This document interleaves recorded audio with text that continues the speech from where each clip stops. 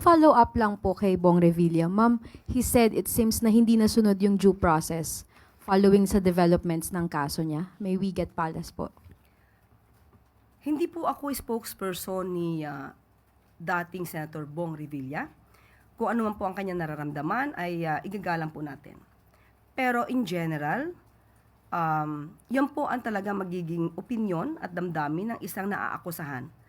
At yan po rin ang kanya magiging depensa para po mapakita sa taong bayan na siya ay walang kinalaman. So it's just normal for an accused. Yusek, with the latest turn of events, in particular, itong nangyari kay dating Senador Bong Revilla, simula na ba ito ng ika nga pagpapanigot doon sa mga big fish na nasasangkot sa flood control project?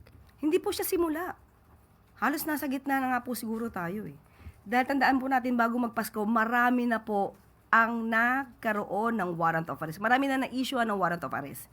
Isa rito, hindi lang siguro tinutulong ng iba, na big fish ang Diskaya. Sila po ay naaresto. Si Sara Diskaya ay napa-aresto, napakulong bago magpasko.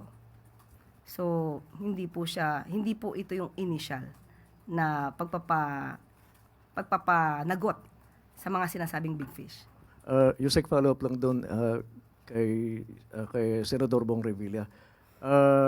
Anong naging reaksyon ng Pangulo? Nalungkot ba siya lalo't alam natin na magkaalyado sila and kasama pa siya sa ticket nung huling senatorial election.